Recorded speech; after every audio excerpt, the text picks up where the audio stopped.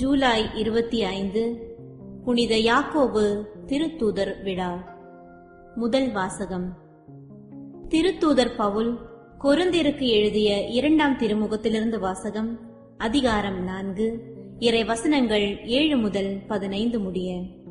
சகோதர சகோதரிகளே, கடவுளின் மாட்சியாகிய செல்வத்தை மண்பாண்டங்கள் போன்ற நாங்கள் கொண்டிருக்கிறோம்.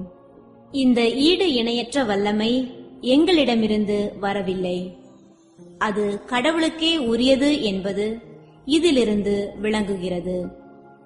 நாங்கள் எல்லா சூழ்நிலைகளிலும் இன்னலுற்றாலும் மனமுடைந்து போவதில்லை, குழப்பமுற்றாலும் நம்பிக்கை இழப்பதில்லை, துன்புற்றாலும் துன்புறுத்தப்பட்டாலும் கைவிடப்படுவதில்லை, வீழ்த்தப்பட்டாலும் அழிந்து போவதில்லை. இயேசுவின் வாழ்வே எங்கள் உடலில் வெளிப்படுமாறு நாங்கள் எங்கு சென்றாலும் அவருடைய சாவுக்குரிய துன்பங்களை எங்கள் உடலில் சுமந்து செல்கிறோம்.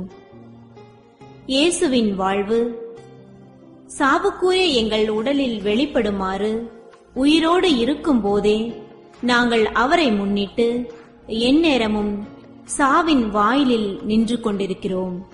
சாவின் ஆற்றல் எங்களிலும் வாழ்வின் ஆற்றல் உங்களிலும் வெளிப்படுகிறது. நான் கடவுள் மீது நம்பிக்கையோடு இருந்தேன், ஆகவே பேசினேன் என்று மறைநூலில் எழுதியுள்ளது. அதற்கொப்ப நம்பிக்கை மனப்பான்மை கொண்டுள்ள நாங்களும் நம்புகிறோம், ஆகவே பேசுகிறோம். ஆண்டவர் இயேசுவை உயிர்த்தெழ செய்த கடவுளே எங்களையும் அவரோடு உயிர்த்தெழ செய்து அவர் திருமுன் நிறுத்துவார், உங்களையும் அவ்வாறே நிறுத்துவார் என்பது எங்களுக்கு தெரியும். இவை அனைத்தும் உங்கள் நன்மைக்கே நிகழ்கின்றன. இறையருள் பெறுவோரின் தொகை பெருக பெருக அவர்கள் கடவுளுக்கு செலுத்தும் நன்றியும் பெருகும். இதனால் கடவுள் போற்றி புகழப்படுவார். இது ஆண்டவர் வழங்கும் அருள்வாக்கு. இறைவா, உமக்கு நன்றி.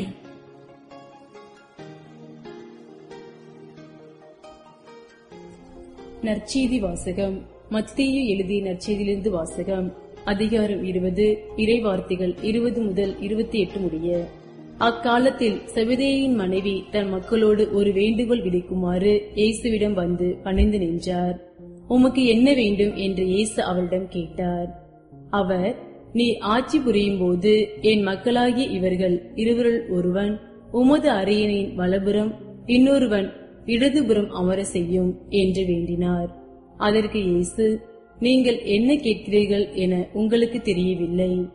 நான் குடிக்கப் போகும் துன்பக் கிண்ணத்தில் உங்களால் குடிக்க இயலுமா என்று கேட்டார். அவர்கள், எங்களால் இயலும் என்றார்கள். அவர் அவர்களை நோக்கி, ஆம், என் கிண்ணத்தில் நீங்கள் குடிப்பீர்கள், ஆனால் என் வலப்புறத்திலும் இடதுபுறத்திலும் அமரும்படி அருளுவதே எனது செயல் அல்ல. மாறாக இவ்விடங்களை என் தந்தை யாருக்கு ஏற்பாடு செய்திருக்கிறாரோ அவர்களுக்கே அவை அருளப்படும் என்றார். இதை கேட்டுக் கொண்டிருந்த 10 பேரும் அச்சகோதரர் 20 மீதும் கோபம் கொண்டனர். இயேசு அவர்களை வரவழைத்து, பிற இனத்தவரின் தலைவர்கள் மக்களை அடக்கி ஆளுகின்றார்கள், உயர் குடிமக்கள் அவர்கள் மீது தங்கள் அதிகாரத்தை காட்டுகின்றார்கள். இதை நீங்கள் அறிவீர்கள். உங்களிடையே அப்படி இருக்கக்கூடாது. உங்களுள் பெரியவராக இருக்க விரும்புகிறவர்கள் உங்கள் தொண்டனாக இருக்கட்டும். உங்களுள் முதன்மையாராய் இருக்க விரும்புகிறவர்கள் உங்களுக்கு பணியாளராய் இருக்கட்டும். இவ்வாறே மானிட மகனும் தொண்டு ஏற்பதற்காக அல்ல, தொண்டு ஆற்றுவதற்கே பலருடைய மீட்புக்கு ஈடாக தம் உயிரையே கொடுப்பதற்கு வந்தார் என்று கூறினார். இது கிறிஸ்து வழங்கும் நற்செய்தி. கிறிஸ்துவே, உமக்கு புகழ்.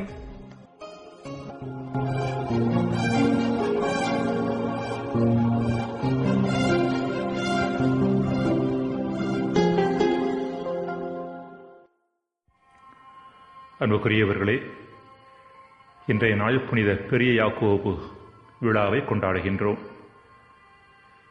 ஐரோப்பா கண்டத்தில் கத்தோலிக்க கிறிஸ்தவர்களை பொறுத்த அளவில் 3வது பெரிய புனித நகரமாக கருதப்படுவது கம்போஸ்தலா. இதன் அர்த்தம் விண்மீன்களின் நிலம், ஃபீல்ட் ஆஃப் ஸ்டார்ஸ்.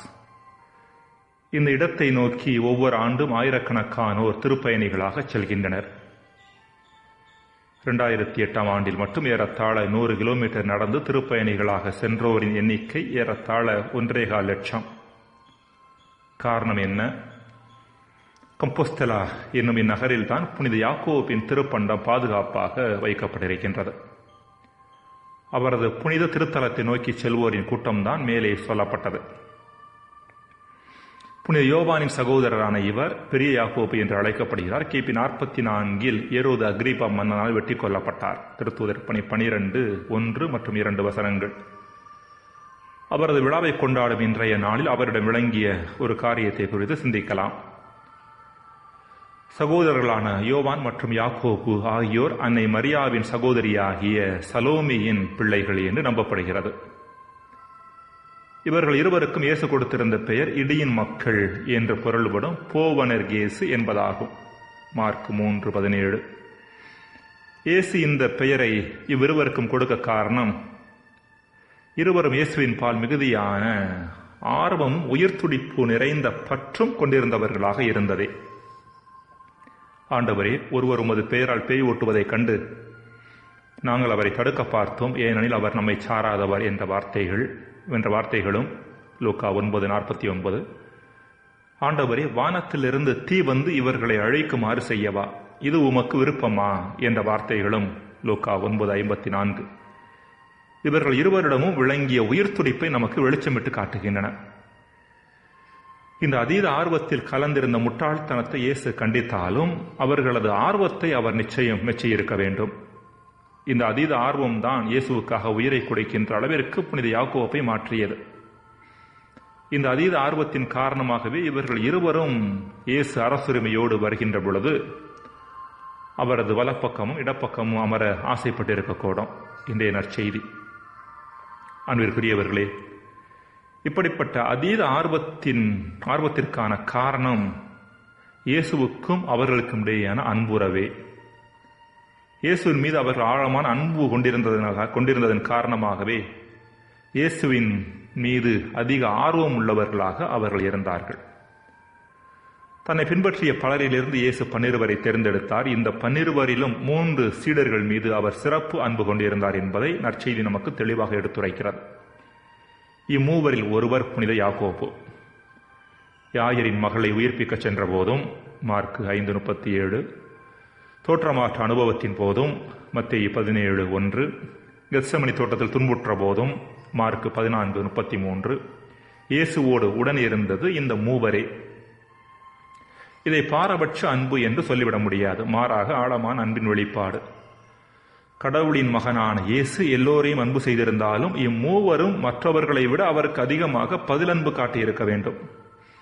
இதுவே இம்மூவரை இயேசு பல இடங்களுக்கு தனியே கூட்டிச் செல்வதற்கான காரணமாகவும் இருந்திருக்கக்கூடும். மேலும் மனிதர் என்கின்ற முறையில் நாம் எல்லோரிடமும் ஒரே மாதிரியான ஆழமான உறவு கொள்ள முடியாது என்பதும் உண்மை. நம்மை சுற்றியுள்ளவர்கள் நமக்கு எப்படிப்பட்ட பதிலன்பு காட்டுகிறார்களோ அதற்கேற்ப நாம் அவர்களை அன்பு செய்யும் விதமும் மாறுகிறது. இன்றைய முதல் வாசகத்தில் புனித பவுல் மட்பாண்டத்தில் உள்ள செல்வத்தை பற்றி பேசுகின்றார். அழிந்து போகக்கூடிய இந்த மானிட வாழ்வு மட்பாண்டமாகவும் அன்பை அதிலுள்ள செல்வமாகவும் நாம் பார்க்க முடியும். இந்த அன்பை கொஞ்சமாவது உணர ஆரம்பித்தோம் என்றால் நம் மானிட வாழ்வு எவ்வளவு வளமையானது என்பதை நாம் உணர ஆரம்பிப்போம். இது நம் வாழ்க்கையில் பிறர் மீதான அன்பும் கடவுள் மீதான அன்பும் எப்படிப்பட்டதாக இருக்கிறது என்று சிந்தித்து பார்க்க அழைக்கப்படுகின்றோம். தொலைக்காட்சி பெட்டியோடும் திரைப்பட சுருள்களோடும் விளம்பரங்களோடும் நாம் செலவழிக்கும் நேரம் பிள்ளைகளோடும் வாழ்க்கை துணையோடும் கடவுளோடும் செலவழிக்கும் நேரத்தை விட பல மடங்கு அதிகமாக இருக்கின்றன. வாழ்க்கை பந்தையில் ஊறுகாயாக இருக்க வேண்டிய பொழுதுபோக்கு அம்சங்கள் உணவாக மாறிவிட்டன. உணவாக இருக்க வேண்டிய உறவுகள் ஊறுகாயாக மாறிவிட்டன. இப்படிப்பட்ட சூழ்நிலையில் இயேசுவின் அன்புக்கு ஆழமான விதத்தில் பதிலன்பு காட்டிய புனித யாக்கோபு நாமும் அதே போல வாழ நமக்கு அழைப்பு விடுக்கின்றார். ஜெபம்.